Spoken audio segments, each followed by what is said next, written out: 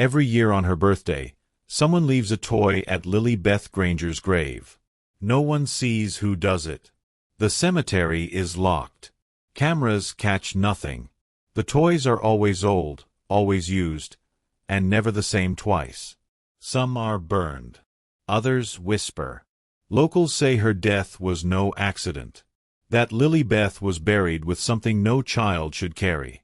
Now her toys are finding their way back, and they're not staying on the grave. They're showing up inside people's homes. In the spring of 1966, 6-year-old Lily Beth Granger was found dead in her bedroom. The official report called it an accident, drowning, though no water source was found in the house. And yet her room was soaked, floors warped, mattress sagging with moisture, wallpaper peeling from invisible humidity. The windows had been locked from the inside. There was no leak. No broken pipe. Just Lily, pale, eyes wide open, face down in a pool of water. Dozens of dolls lined her shelves. Every single one had been turned to face the wall. Except one. A handmade rag doll at the foot of her bed. It held a tiny paper in its sewn hand. For words written in smudged pencil. Not yet. She's mine. Her parents told police she'd always been a little strange. No friends, no playmates. But neighbors recalled hearing her talk to someone in the garden at night. She called the voice Mother Gray. After the funeral, the town let the mystery fade. Her grave became choked with weeds. Until exactly 10 years later, when the first toy appeared on her headstone. And it hadn't been there the night before. It begins in 1976, 10 years after Lily Beth's death. A groundskeeper finds a rusted music box perched neatly on her headstone. The box plays a tune no one recognizes, but one old neighbor claims it sounds like Lily's humming. The next year, it's a porcelain doll from the 1920s. Its dress is spotless. Its eyes, half-lidded, seem wet. Rain had poured the night before, but the doll is bone-dry. Each year after, on Lily Beth's birthday, a new toy appears. Never the same. Never explained.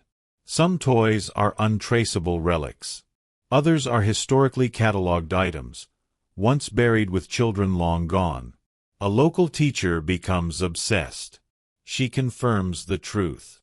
One wind-up rabbit, found beside Lily's grave in 1988, perfectly matches a toy buried with a girl in Maine, who died in 1911. Her coffin is quietly exhumed. The rabbit is gone. The cemetery installs cameras. But each July 19th, the footage shows nothing. Yet the gate is always open. And the toy is always there. Whatever leaves them isn't coming through the gate. In the summer of 1993, a longtime cemetery caretaker named Malcolm Renshaw dozes off in his maintenance shed, just yards from Lily Beth's grave. He awakens with a start at 3:11 a.m., shivering despite the heat wave. From the darkness, faint carousel music drifts across the grounds. It's coming from Lily Beth's plot. Malcolm steps outside and sees them. 4 or 5 small figures, standing in a circle around the grave. They aren't children. They aren't alive. One turns. Its face is smooth, pale, and featureless, porcelain, with faint cracks where eyes should be. He bolts. The next morning, Malcolm resigns. He tells the local press, "I don't think she's alone down there. I think they come for her." That year's birthday toy is a worn teddy bear, missing one eye. Inside its stitched back, police find 4 small human teeth, juvenile, intact. The toy is taken into custody. But 2 days later, it vanishes from the evidence locker. In 2008, Donna Lively loses her 7-year-old daughter, Claire, to a sudden illness. Desperate for connection, she begins visiting the grave of Lily Beth Granger, drawn by the strange stories and symbols. She leaves flowers, whispers prayers. One morning, a familiar plush rabbit appears on her porch, the same toy buried with Claire, stitched with her initials. More follow, a music box that once played in Claire's nursery. A cracked snow globe Donna had buried in the casket herself. Horrified but curious, she camps near Lily's grave one night. At 2:37 a.m., she sees movement. Something small, angular, crawling, dragging its limbs across the grass. The next day, she returns with a shovel. Beneath the headstone is not a child's coffin, but an aged wooden trunk. Inside, dozens of toys, each labeled with a child's name and date of disappearance, spanning nearly a century. And at the bottom, nestled in silk, lies Lily Beth. Her skin is flawless. Her eyes open. And she's smiling. In a 2012 interview, August Renshaw, a reclusive former antique dealer, breaks a decades-long silence. He confesses that in 1965, he sold a rare porcelain doll to Lily Beth Granger's mother, a doll known as Mother Gray. He'd obtained it during a clearance of the Black Hollow Asylum, closed after multiple children vanished from its pediatric ward. Records suggest the doll was part of a therapy program, but patients called it the woman with glass skin. Every missing child had described the same thing. Mother Gray wants playmates. She says I can choose. Renshaw believes Lily wasn't the victim. She was chosen.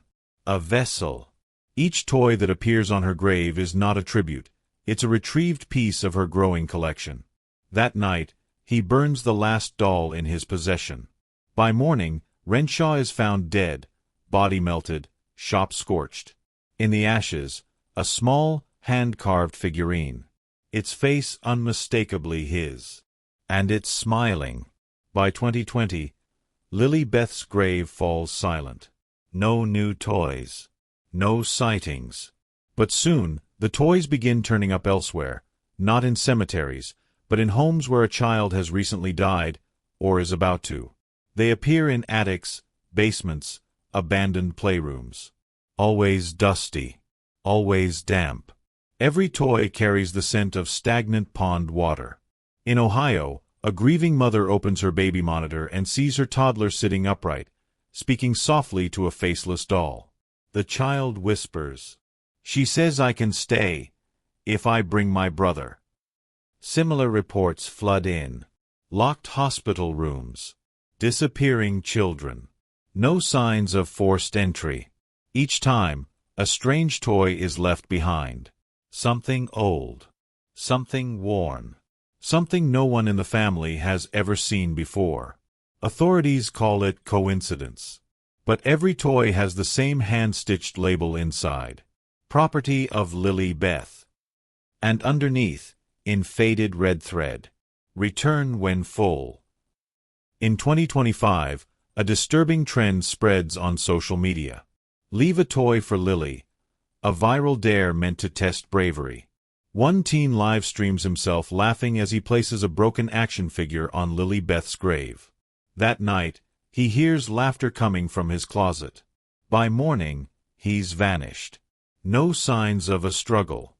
His room is untouched, except for one thing.